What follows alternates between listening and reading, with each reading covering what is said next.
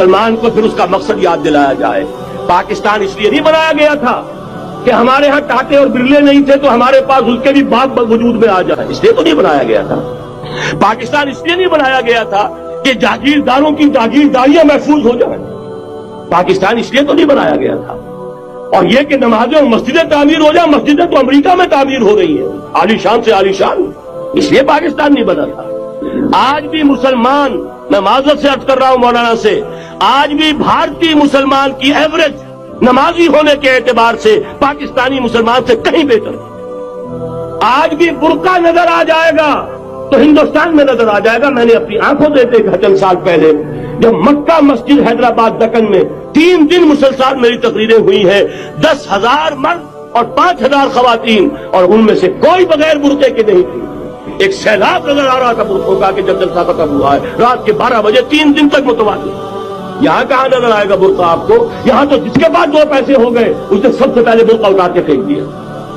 معلوم اچھی طرح سمجھ لیجئے، یہ چیزیں تو وہاں زیادہ ہیں یہاں کی نسبت۔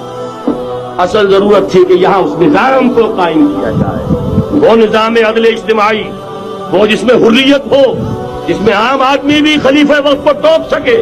یہ کرتا کیسے بن گیا؟ ایک خاتون بھی کھڑی ہو کر دامن پکڑ لے، عمر تمہیں کیا حق ہے کہ ہمارے مہر کے اوپر پابندی لگا رہے ہو، جبکہ اللہ نے نہیں لگائی۔ اللہ قرآن میں قنطارہ کا لفظ استعمال کر رہا ہے۔ ڈھیروں سونا دے دے کوئی شخص اپنی بیوی کو مہر کے اندر، طلاق دیتے وقت اس میں سے کچھ نہیں لے سکتا۔ آپ کون ہوتے ہمارے حق کے اوپر پابندی لگانے والے؟ اور عمر نے کہا، آج ایک بڑھیا نے وہ اب عمر کو دین سکھایا، آرڈیننس واپس۔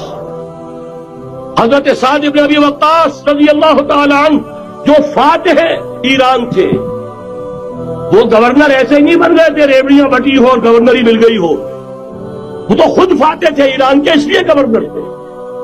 صرف ایک پرچہ پہنچا ہے بارگاہ خلافت میں، حضرت عمر فاروق کے پاس انفارمیشن آئی، سعد نے اپنے گھر کے باہر ڈیوڑی بنا لی ہے اور ایک دربان کھڑا کر دیا۔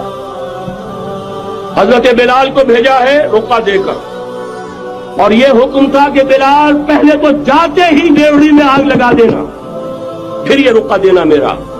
اور رقعے میں لکھا ہوا تھا، ہے سعد، لوگوں کو ان کی ماں نے آزاد جانا تھا، تم نے انہیں اپنا غلام کب سے بنا لیا ہے؟ یہ دربان کھڑے کر دیا اپنے آگے۔ وہ حریت، وہ مساوات کہ جا رہا ہو خلیفہ وقت اور چارج لینے جا رہا ہے بیت المقدس کا، کوئی ذاتی علاج کے لیے نہیں جا رہا، سیر و سیاحت کے لیے نہیں جا رہا، چارج لینے کے لیے بالکل سرکاری وزٹ ہے، آفیشل وزٹ ہے، اسٹیٹ وزٹ ہے۔ اور حال کیا ہے؟ 700 میل کا فاصلہ طے کرنا اور ایک